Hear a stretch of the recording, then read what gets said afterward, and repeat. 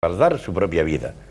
Entonces, si nos vamos por ese camino, eso va enlazado, y no quiero extenderme, con si el mundo va por el camino de la paz o si el mundo va por el camino de la guerra, que sería el primer planteamiento, en dónde invertimos más y por qué y para qué, entonces aquí nos daría una resultante que a lo mejor en la próxima expedición que haga nuestro compañero en el Malespina, pues vamos, en ese amplio periplo de la investigación. Espina o la peor espina. Veremos a ver cuál entonces es ya no se encontraría ya tanto si hacemos lo que decía mi otro compañero, decir, bueno, pues las bolsas, apliquemos una tecnología, suprimamos las bolsas de plástico que decimos, es una bolsa de plástico, es igual, la tiro, ¿no?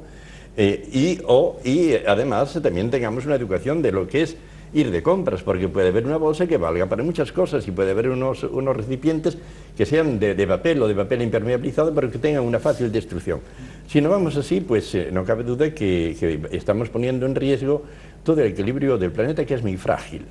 Yo lo comentaba con él antes de entrar en el programa, de que las corrientes marinas que van empujando todo esto al mar, y cuando leíamos a Yacemé... No olvidemos además que las corrientes marinas son las que utilizan los animales también para moverse por el océano. Uno de los puntos más contaminados son los polos, cuando creíamos que los polos estaban impolutos, y es precisamente porque van arrastrando, y eso es gravísimo en todos los aspectos. Y yo creo que ahí es en donde debemos de incidir, desde el plano social, desde el plano político, de una manera sincera y controlando, ¿no? Y no quiero yo meterme ya en micro, que es el tema de las depuraciones, porque todos tenemos amigos técnicos y a veces pertenecemos a grupos que se dedican a ello, y sabemos que las cosas son posibles. Las cosas generalmente son posibles. Lo que pasa es que tienen que ser auténticamente afrontadas. Claro. Y eso es lo que desde aquí también hago una invitación a los que nos pueden escuchar, de que si queremos salvar nuestro planeta, tenemos que poner nuestro grano de arroz o de aportación positiva todos los días en el cargo que nos corresponda. En definitiva, la semilla de las sociedades futuras. Sí, lo que estamos plantando. Si me puede pasar el tiempo, me avisas. Lo comentabas sobre el puerto, ¿no? Pues hombre, pues es un proceso largo del control de las sentinas. Claro, si se baja, si se levanta el pie de ese acelerador, o sea, si se suabuya, si se hace permisibles ciertas cosas y ciertos buques de otros países por esa influencia económica que tenemos, tanto en eso como en otras cosas, pues entonces lo que estamos es rompiendo todo ese esfuerzo que hemos hecho durante unos años, de decir, oiga, el buque sale sellado y entra sellado en puerto, y hay una organización, que es lo que denunciamos hace un rato y otras muchas veces. ¿Hay organización para hacerse cargo de los subproductos que genera el buque? Pero de verdad, o sea, reciclamos los aceites quemados, sacamos todas las sentinas y las depuramos nosotros. ¿En dónde está el centro? Esa es la pregunta. Pepe, se ha hablado aquí de residuos de las bolsas, de los plásticos, por ejemplo, de las botellas, pero ¿qué es lo que más os habéis encontrado en esos residuos que están flotando por el océano? ¿Cuál es el principal problema, el principal origen de esos plásticos? ¿Es el problema las bolsas, por ejemplo, del supermercado que planteaba Antón? ¿Son residuos que no se depuran correctamente, como planteaba José? Bueno, con el método que se usó para recoger las muestras, que solamente era en superficie, y con esa red de 200 micras, lo que más salió fueron pequeños trozos de plásticos duros, es decir, no propiamente plástico de bolsas, rígido. Sí, plástico rígido, provenientes pues de envases, de tapones, de juguetes, de carcasas de instrumentos, es decir, un origen de echar cosas a la basura y esas basuras acabar en el mar en vez de acabar donde deben acabar. Precisamente, porque seguramente muchos de los que nos están viendo en sus casas ahora mismo dicen, bueno, yo no soy culpable de nada, si yo no tiro nada en el océano, si yo cojo y los residuos los echo en el cubo de basura, incluso muchos de ellos, esperemos que la mayoría, reciclan y dicen, no, yo tengo un cubo en donde he hecho todos los residuos de plástico y luego ya serán en la planta correspondiente en donde tendrán que tratar estos residuos, ver cuáles son susceptibles de reciclarse y cuáles no, y a los que no tendrán que dar el tratamiento. Entonces seguramente mucha gente está en su casa diciendo, yo tengo la conciencia perfectamente tranquila. Sin embargo, la realidad es que, decía Antón el dato, 98.000 toneladas vertimos los españoles al mar de plástico. ¿De dónde salen esas toneladas? ¿Son restos industriales que no están lo suficientemente controlados? ¿Son restos del uso diario? Pues decía Antón, de las bolsas del supermercado, pero también de las botellas de agua, de seguramente garrafas que utilizamos para llenar el depósito de gasolina y que luego no las volvemos a utilizar, lo que sea. ¿De dónde salen todos esos residuos y qué es lo que podemos hacer para controlarlo? Bueno, pues realmente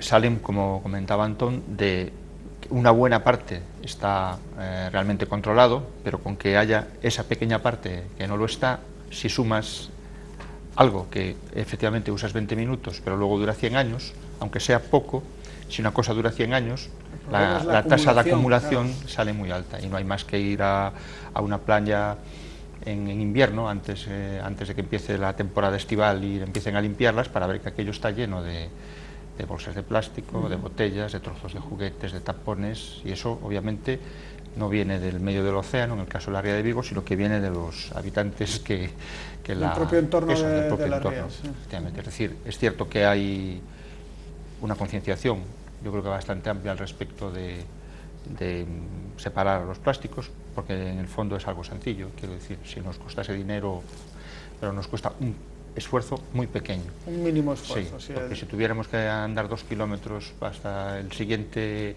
conjunto de cubos para reciclar, no lo haríamos, pero como tenemos Vigo lleno afortunadamente, sí, afortunadamente, digamos que es algo fácil de hacer, y yo creo que es algo que la mayor parte de la gente de Vigo lo hace, un porcentaje altísimo. Hay una parte que no, pero bueno, al final, aunque lo separes, va también al contenedor. Pero luego están todas esas restos de plástico que usamos, yo que sé, al ir a la playa, al ir al monte a veces, que en vez de recoger se tira. Muchos seguro que han visto a lo mejor en la playa, llegan a la playa, van a tirar algo a la papelera, incluso se lo encuentran llena y la dejan al lado. Bueno, seguramente eso a lo mejor luego el viento lo pueda llevar. Y eso ahí, yo qué sé, pues, pero eso que nos parece algo tan poca cosa, tan minúsculo, tan pequeño, se puede convertir en 98.000 toneladas que año tras año sigan sumándose y terminen viajando por todo el planeta a través de las corrientes oceánicas para terminar afectando a nuestro futuro de esta manera. Entonces la solución que estaríamos planteando todo esto, que es terminar de utilizar plásticos, dejar de utilizar plásticos. Pues mira, a ver, no lo veas solo como el acto individual de dejar una botella de plástico tirada en la playa. Es que piensa que tenemos ejemplos muy cercanos y que han estado activos durante muchos años. El vertedero de Bayona era Cabo Silleiro, el vertedero de Coruña era Bens. Es decir, concretamente el punto de vertido era Bayona, el punto de vertido era Bens. Pero el auténtico vertedero era el Océano Atlántico. Era un vertedero maravilloso, porque no se llenaba nunca. Simplemente necesitabas un temporal que barría todos los residuos que se habían acumulado durante meses, se seguía tirando y se seguía tirando. Todo eso no ha desaparecido, se ha ido fragmentando y ha cambiado de sitio. Pero la solución, la Unión Europea, por la parte que nos toca, porque nuestra política de gestión de residuos depende directamente de las directivas comunitarias, lo ha establecido muy claro. Dice que en el 80% de los envases, ahí están bolsas de plástico, botellas y demás, tienen que ser reciclados en el 2030. El 80% de todos los envases que producimos. Pero no nos olvidemos de las 3 R's. Es que en el 2025 se tiene que prohibir absolutamente el vertido de ningún tipo de envase. Todo tiene que ir a algún sistema de gestión. Luego ya es muy discutible cómo priorizan los sistemas de gestión. Pero recordemos la primera R, reducir. La Unión Europea dice que en el 2019, dentro de 5 años, el 80% de los envases y embalajes que estamos utilizando hasta ahora, fundamentalmente bolsas, botellas de plástico y tal, tienen que reducirse dentro de 5 años. Hombre, no es muy aventurado avanzar, y además es que hace 15 días tuvimos una reunión con la nueva ministra. Desde luego España no va a cumplir eso, no lo va a cumplir. Ya lo con 5 años de delantera ya lo podemos decir, ni de broma, ¿no? Y luego vamos a ver qué hacen con el resto de la gestión de residuos, pero es que esa es la prioridad. No hay mejor sistema para evitar un problema que no producir el problema. Bien, reduzcamos el uso de toda esta cultura de usar y tirar. Lo que no podamos reducir, buscamos los sistemas para prolongar su vida útil, por la vía de la reutilización. y finalmente pensemos en reciclar. Pero no nos olvidemos el orden de prioridades, porque es fundamental. Decía Einstein que una persona inteligente busca la solución a un problema, pero una persona realmente sabia evita provocar ese problema.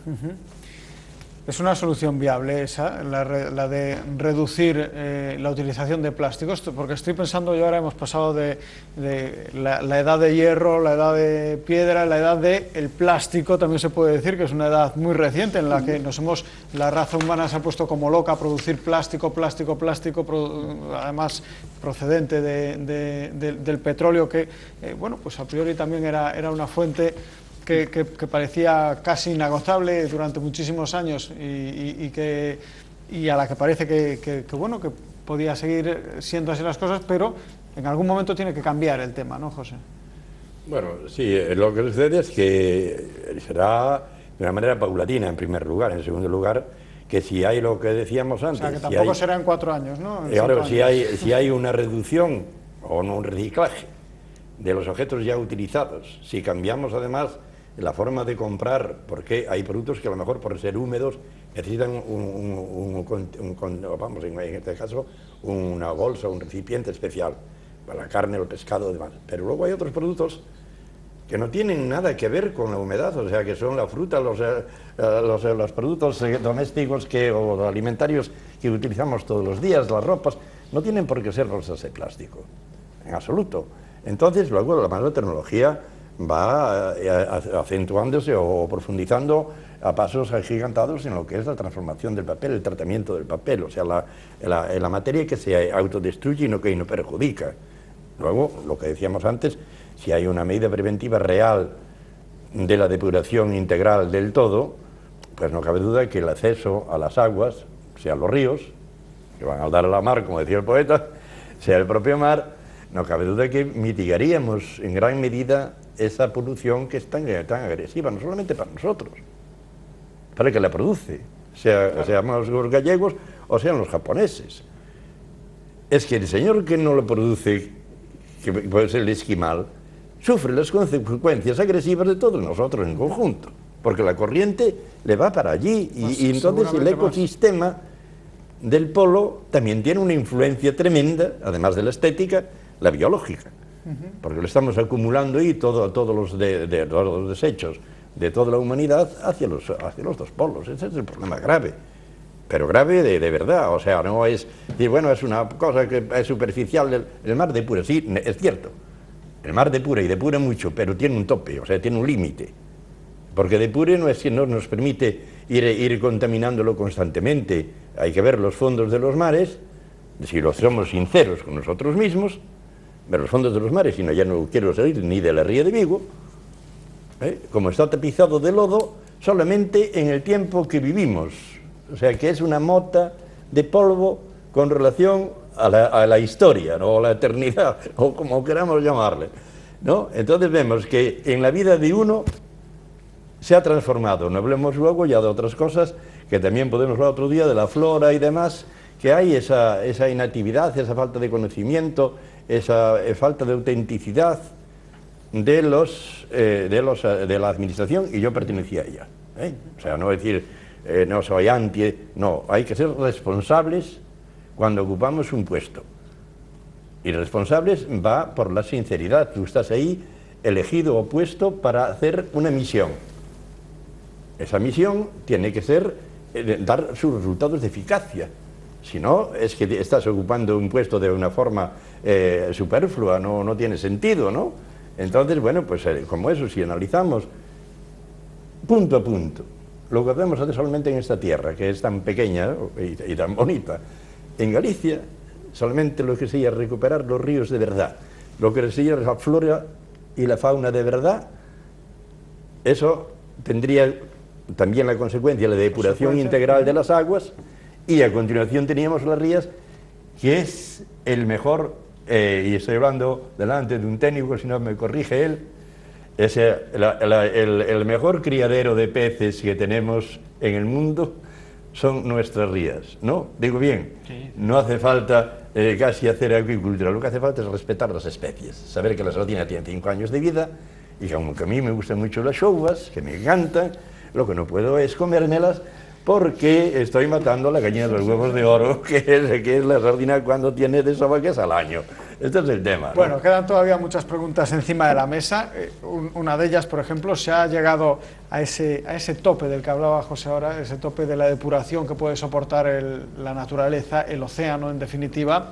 Estamos también haciéndolo correctamente, las plantas, desde las plantas de reciclaje de residuos, también están haciendo el trabajo correctamente. Nosotros en nuestras casas hacemos el trabajo correctamente. Bueno, son estas y muchas otras preguntas que quedan encima de la mesa. Vamos a analizarlas a vuelta de publicidad.